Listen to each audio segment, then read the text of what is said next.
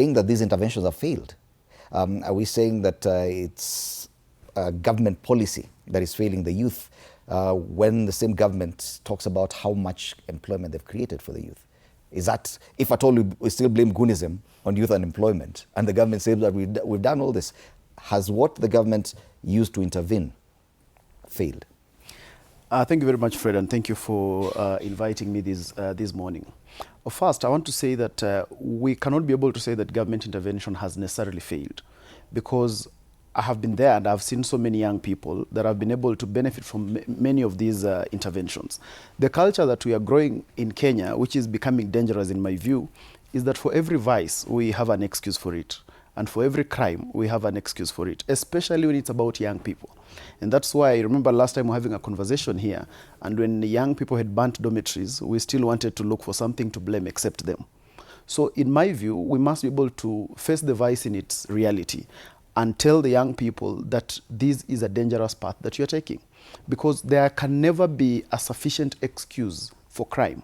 Just because your salary has delayed at TV47 is not a reason for you to live with the cameras in the evening. Mm-hmm. So you cannot be able to do that, and then your reason is that you see there was a salary delay. So we must be able to call crime in its name. So what is happening around this goon culture is essentially crime. And young people must be told that this is dangerous. One of the things that can actually happen to you in line of those kind of things is that you can actually die. We just saw the other day that, unfortunately, we were able to lose one of the young people, I think during some forum or something like that. So the culture of making young people believe that they are right and everyone else is wrong makes them continue in the line that they are.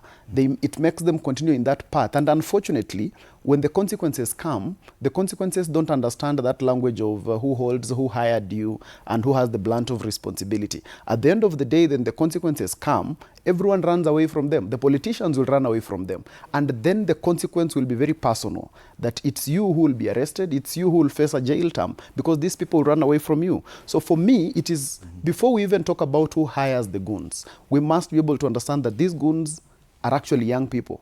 And they must be able to be cautioned first that, you know what, this is a dangerous path that you are heading to. We cannot explain how someone can go. I saw that on your screens yesterday, that people can go to a restaurant during the day and rob people and take their phones, but then we want to excuse it. We want to look for something else, Fred, and say, this is because of youth unemployment. This is because of something else. This is because there's nothing that can excuse bad manners, in my view. And there are those people charged with, of course, with the responsibility of ensuring the security of the nation and ensuring that criminal elements are handled.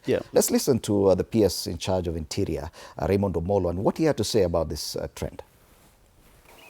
Na mimi nasema tumekuwa na changamoto ya kazi ama ajira kwa vijana wetu hapa taifa. Na kama kuna mwanasiasa anataka kusukuma mambo yake ya kisiasa,